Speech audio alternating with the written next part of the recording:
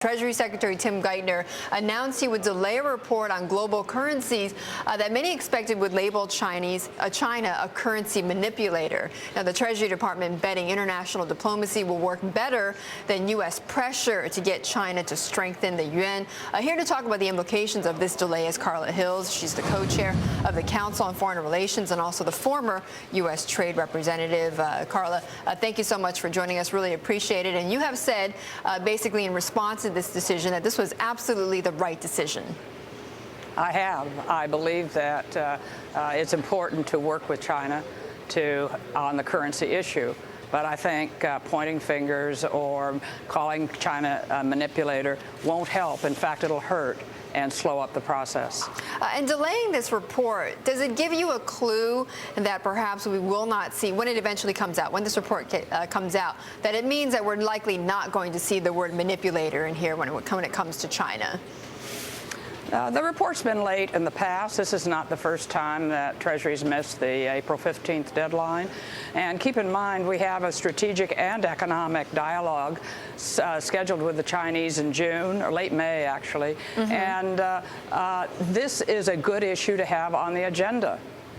Right, it's an issue to have, but what I mean is that this delay, does it give you the signal that the U.S. is going to take not as tough of a stance? No, I think that the question isn't whether we're tough.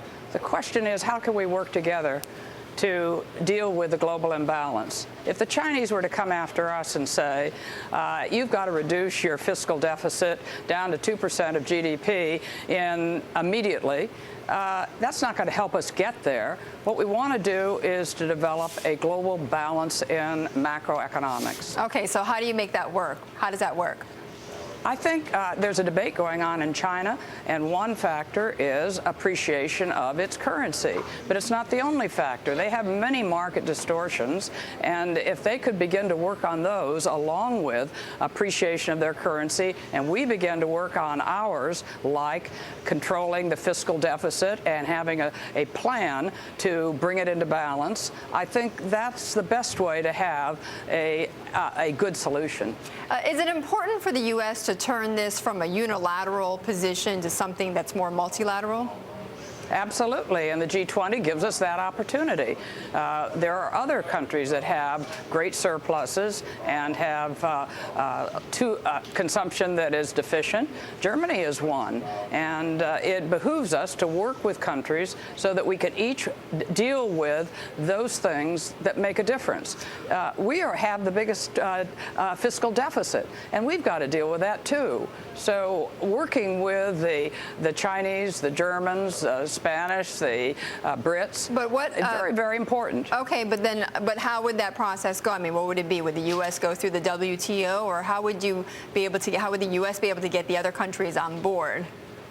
I think the discussion in May with the 20 largest economies, and that discussion will be attended by the World Bank and the International Monetary Fund, is a very important way to develop a plan.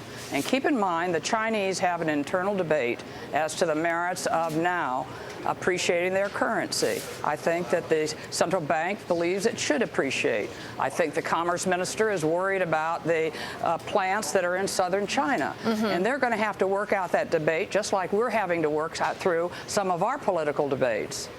Okay, all right, we're going to have to leave it there, but thanks so much for joining us. That was Carla Hills, the former U.S. Trade Representative on China and the yuan.